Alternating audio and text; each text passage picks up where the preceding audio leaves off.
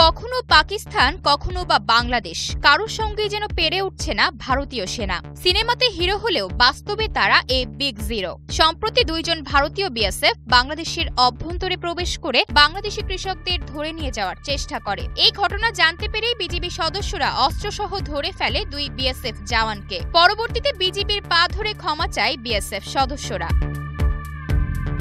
ভারতীয় সেনাদের এমন ঘটনা কিন্তু নতুন কিছু নয়। 2019 সালে পাকিস্তানে আটকে পড়া ভারতীয় যুদ্ধবিমানের পাইলট অভিনন্দন বর্তমান যুদ্ধবিমান নিয়ে পাকিস্তানে প্রবেশ করা, সেখানে বিধ্বস্ত হয়ে বেঁচে যাওয়া, পাকিস্তানে ধরা পড়া, আবার মাত্র 2 দিনের মাথায় দেশটির প্রধানমন্ত্রী ইমরান খানের বদৌলতে মুক্তি পাওয়া, এসব বিষয় নিয়ে অভিনন্দন সে সময় অর্থাৎ 2019 সালে ছিল আলোচিত এক নাম।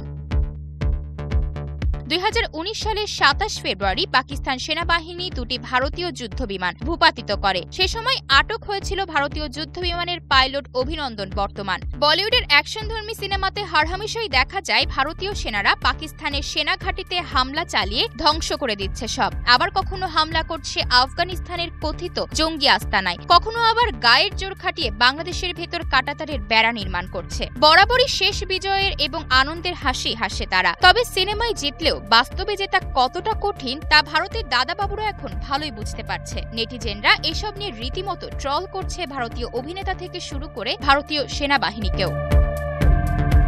কিন্তু সম্প্রতি কাশ্মীরের পেহেলগামে হামলায় 26 জনের প্রাণহানির ঘটনা ঘটলেও ভারতীয় সেনারা কিছুই করতে পারেনি, বরং বিনা তদন্তে দায়ভার পাকিস্তানের উপর চাপিয়ে যুদ্ধ পরিস্থিতি তৈরিতে ব্যস্ত।